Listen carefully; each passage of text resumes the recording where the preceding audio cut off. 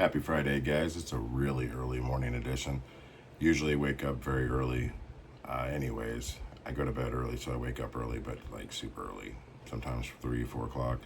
Uh, Tonight, actually, um, well, I partied like it was in the 90s, and I went to Pizza Hut buffet. So my stomach was not agreeing with the 40-year-old me.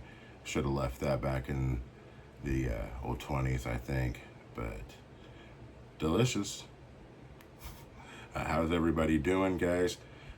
Little culture talk today, a little football.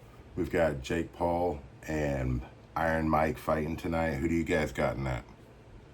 Do you got the, what is he, 30-something versus the almost 60-something? I'm always going to pull for Mike Tyson, guys. You know, I, Iron Mike, I mean, Punch Out, all that stuff that was just, Americana back when we were younger. I know he's been accused, and I know that I even believe convicted of things. I just, he's a different person, but I think that he really doesn't like Jake Paul. So we'll see how that works out tonight. Guys had an amazing Thursday night football game we'll talk about. 75 of you have subscribed, and I super appreciate that, guys. I cannot believe it. I remember a video talking about how I had 13 of you guys subscribing, and thought that was just super cool. I can't believe that we're probably going to get to 100. Finally got some female viewers. I know that I saw Hannah in the comments. Hannah, shout out to you. I think that tiny cross is going to be amazing. You may not be watching this because I don't know if you're a sports fan or not, but that's totally understandable. Now, I will say something, guys. I did look at this analytics stuff, and the few female viewers that we have, now, I know that it's, there's way more guys, but I'm just saying, their attention span's a lot longer than ours. So I don't even know if you're still with me, guys. Are you even still here, or did you already change the channel? I'm just playing. But if you are still here, guys, that Thursday night football game, I hate both these teams, but with a respect thing, it's not like I hate your fans and I hate you. It's just like the Philadelphia Eagles make me want to throw up in my mouth. Okay, that's all. It's nothing personal. I just think they suck. Anyways, Washington went down. It was 26-18. Philadelphia won, took the lead in the NFC East, guys. Believe it or not, at the beginning of the year, I thought the two strongest teams in the NFC would be the San Francisco 49ers and the Philadelphia Eagles. Well, then we find out, right before the game, or that day, or a week before. It was very, very late that Christian McCaffrey was having some issues and multiple feet, or not feet, but in his legs, and he was going to miss some time, and he just came back. So and when the Cowboys, for instance, I'm a Cowboy fan, surprise, when they played the Niners, one of the things I've said is that Dallas wasn't physical enough to beat them. That's why they've lost. A couple years ago in the playoffs, they picked up Zeke Elliott on an early play and kind of slammed him down out of bounds. I mean, like slammed him, Nobody did anything. So right there, I kind of knew that they were kind of trash. This year, even though they were missing some pieces, there was some fight in that team. Third quarter really took it out of them. I still believe that the 49ers and the Eagles are extremely good teams. A lot of people give Nick Sirianni a lot of crap. Okay, here's something I'm going to say. I think he's the right coach for that team. He's got a lot of attitude. He's yelling at the fans. Philadelphia, man, you guys aren't the most politest of people, okay, fans. And that's not a diss, that's just how it is. Okay, there's recordings of it. So with that being said, you guys cheered when Michael Irvin laid on the ground paralyzed, his last play, throwing snowballs at Santa Claus and the battery stuff, but it is what it is. That's why we love to hate you. But the Detroit Lions, guys, Detroit on a freaking roll. Now, I know Goff threw some interceptions the other day, and now they're like, it's Jared Goff, the weak link on the Lions. Everybody over exaggerates. I remember every year Tom Brady would always lose the first game of the season. And it was, well, he's washed. Time for him to retire. 20 weeks later, he's holding that trophy again. Everybody hates him. Detroit 8-1 though, guys, and they've got a running game. They've got great receivers. St. Brown. They've got a really good defense, and the head coach, former Cowboy, played for Detroit. They are biting the kneecaps. He wasn't lying, and lying for the Lions. 8-1 versus the 2-8 Jacksonville Jaguars. And Jacksonville, they're playing a backup quarterback. They're not even playing Trevor Lawrence. Trevor Lawrence isn't playing terrible this year. He and Dak Prescott are both playing just like trash this year. But Detroit's going to probably win this game, and they're probably going to win that game pretty well. It's at Detroit, too. So, guys, you're probably looking at like a 35-7 or 14, Detroit victory over Jacksonville. You've got Green Bay 6-3 versus the 4-5 Chicago Bears. Now that's a rivalry game. That's in Chicago. Everybody's booing Caleb Williams last week, leaving the game early. I think they lost to the Patriots, and just guys, give it a second. He's young. You guys are 4-5. I mean, Aikman's rookie year, he was 1-15, and just also playing against the eventual Super Bowl champion Redskins and Lawrence Taylor, but of the Giants, but that's a different story. Green Bay and Chicago. Green Bay 27. Let's say Green Bay 24, Chicago 17. Green Bay is probably going to pull that one out. 2-7 Tennessee hosting Minnesota at 7-2. Minnesota's going to beat Tennessee, guys. I don't think Tony Pollard's going to save them on that one. Tennessee did have some real good throws last week, but it's just Minnesota's defense is legit.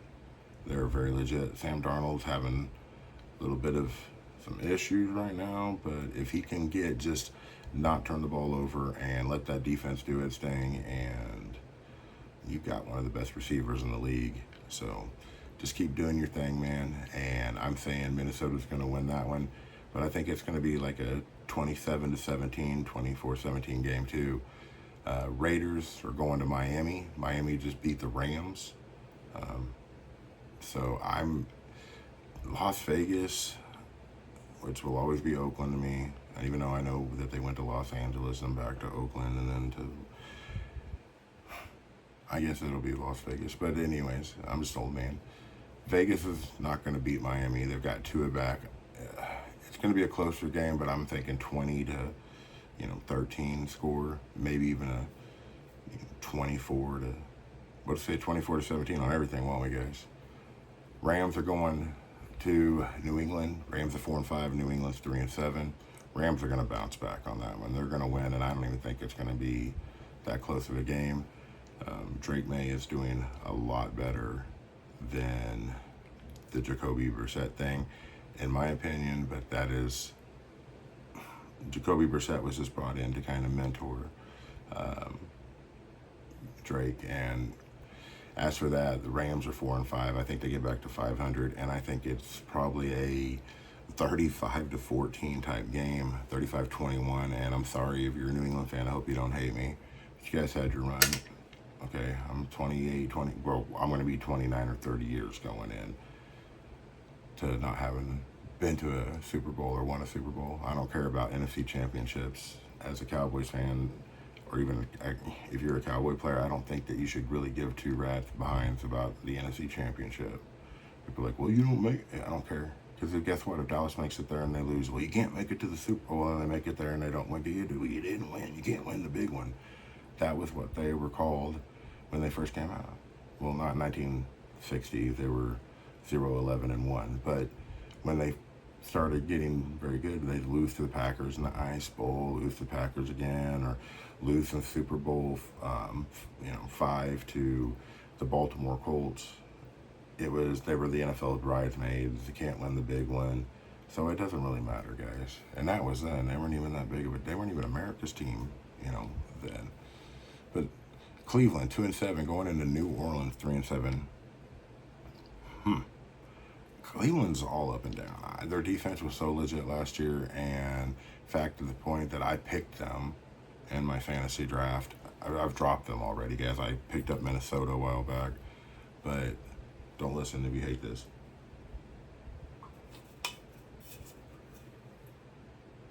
Sorry, I know it's annoying, especially if you wear headphones. Cleveland's going to lose to the Saints, but it's going to be some weird game. It's going to be like 21-17, in my opinion. I think I keep saying that. Atlanta 6-4 versus the 5-5 Denver Broncos. Denver almost took out Kansas City, but they're rivals. Atlanta lost last week to the Saints. They were rivals. What's going to happen this week, guys? Is Bo Nix going to outperform Kirk Cousins? Golly, that's a hard one to pick. It's at Denver.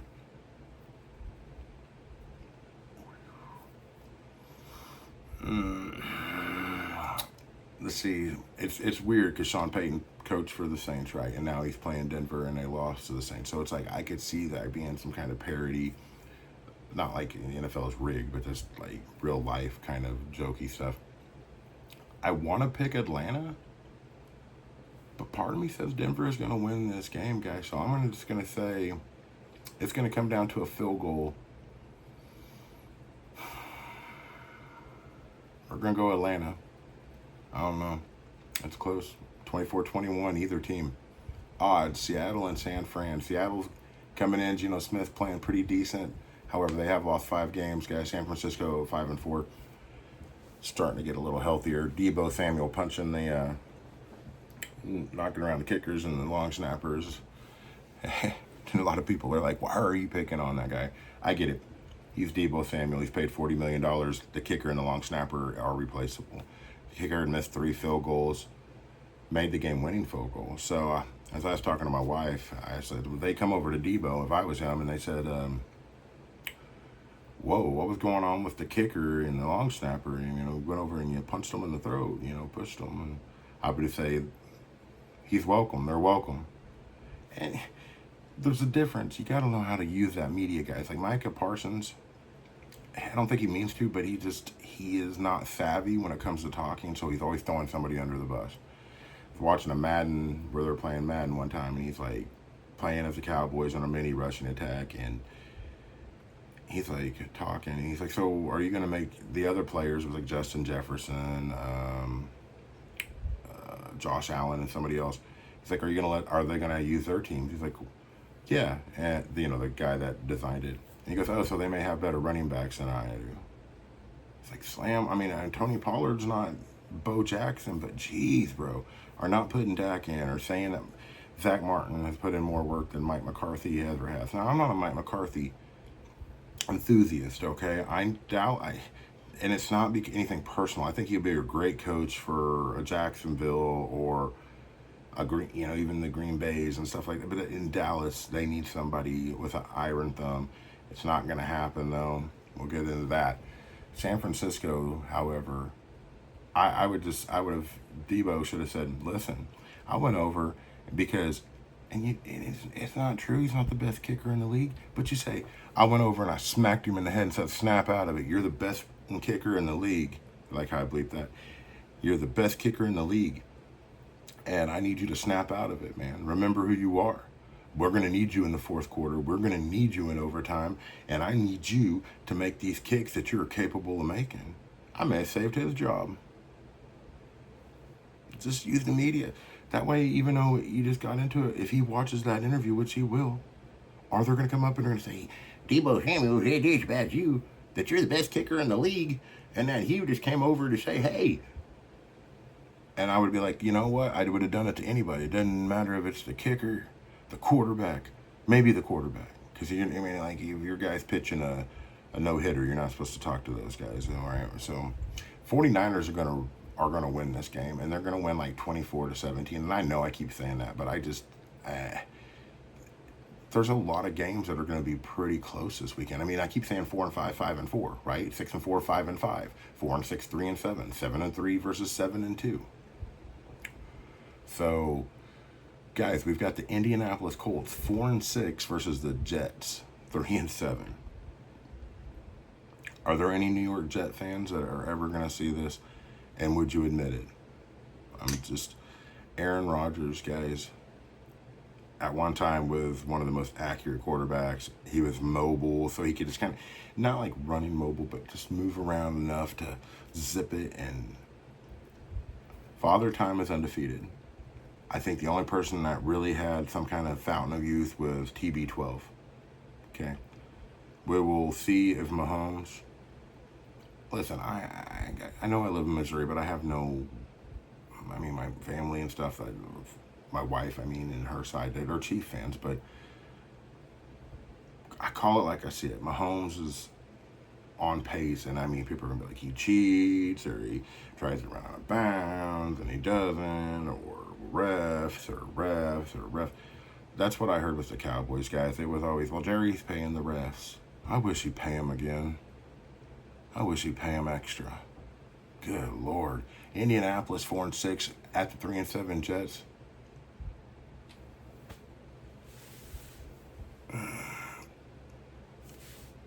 I don't know, guys. Let's say Jets are going to win. Let's say the score is... You think Aaron Rodgers can throw a couple tutties? Let's say the score's 17. Ooh, maybe it's going to be higher. Let's say 28-17. Let's say no, Jets ain't going to score that much. Good Lord. Indianapolis might, though. Let's say 17-14 New York Jets. How about that? Listen to this game. 7 and 3 Baltimore Ravens versus the 7 and 2 Pittsburgh Steelers. Pittsburgh one play, and it was the Cowboys, and I'm glad Dallas won because Pittsburgh's one of those teams that I respect so much that I hate them. Pittsburgh could very easily be 8-1, guys, just like the Lions. That last play, it was, I don't know. Cowboys, I felt like should have won that game anyways, but Pittsburgh and Baltimore. I think Baltimore's going to win this game in Pittsburgh. I think Lamar Jackson is one of the best quarterbacks. I remember when he came out, he was a rookie. Either his first year or second year, I got him in fantasy on an auto draft, and I dropped him, and the guy that picked him up won the championship, and I've never looked back on thinking Lamar. I didn't pick him up this year. I drafted Mahomes instead of Lamar. Guys, the running quarterbacks, okay, unless they get hurt a lot. But Lamar Jackson going into Pittsburgh. Russell Wilson, he's got Mike Williams now throwing to, as well as Pickens. Running game, Jay Warren is a really good backup to Najee Harris. I'm still saying Baltimore's going to win this one. It's going to be rug and tug. Baltimore 27, Pittsburgh 24. Cincinnati 4 and 6 at the Los Angeles Chargers 6 and 3. The Bengals are underachieving this year terribly. However, going into Los Angeles, guys, I think Jim Harbaugh's a great coach. I think he's going to have them in a year or two because they are 6 and 3, a very quiet, sneaky 6 and 3. I think the Bengals are going to come in and beat them, though. I think the Bengals are going to come in and beat them like 27-21. Here's a game for you guys. So here's the Monday Night Football game. Guess who? The Houston Texans versus the Dallas Cowboys. This game was supposed to be a big game. Micah Parsons is talking about this game means a lot to me. C.J. Stroud has been talking junk. It's like, man, the Eagles, this should have been a real important game to you. Every game should be. But, again, not going to get into that. It was supposed to be, finally, Stephon Diggs gets to match up against Trayvon Diggs. Well, Stephon's out for the year. Dallas is way underachieving. There is no Dak Prescott, which even when there was a Dak Prescott, Dallas was playing like trash, so it didn't really matter. However, now we got Cooper Rush throwing for 45 yards. I think there was a total of under 70 yards. It was 60-some yards between him and Trey. Cooper fumbled, twice? There's no running game. Dallas is dead on the water, guys. They're not going to be able to stop the run. And Nico Collins, He's back. Yikes. All right. So if Dak was playing and the Dallas Cowboys were doing decent, even if Dak was playing, and I honestly would have been like, well, you know what, this is going to be a close game. Texans are a good team, but C.J. Stroud's kind of not having his best year, but he's only been in here twice, right? So they say there's a sophomore slump. However, the Texans are going to win this game, and they're going to win it pretty handily. If the Cowboys win any other games this year, it'll be the Giants, maybe on Thanksgiving, and then they play at Carolina. I don't know. I hope they can beat the Carolina Panthers. I would hope they could beat the Giants. However, I don't even know anymore, because at this point, you win more if you invest into the future. And I know I hate that, but it's like, the better the draft pick, there are some good players coming out, guys. I know everybody wants Shedeur Sanders, and what about Dak? That's never going to happen, but what about, the other guy from Colorado? I'd love to see Henry on the Cowboys. But Cowboys are not going to win this one. C.J. Stroud's going to tear them up, guys. He's probably going to have 270, 300 yards passing, and probably 80 yards rushing. So Texans 28, Dallas 14. And that hurts, but that's probably how it's going to end up. So I appreciate everybody. That's my NFL thoughts for the day, for the week that's coming up. It's Friday. Sunday, I'm going to do a review on the scripts the pennant script from Jacoji, both in the mini, the large, and the extra large. Okay, I don't have a standard, but we have those. And looks like bye weeks this week, guys, are going to be, well, Dallas seems like they've been on a bye week all year.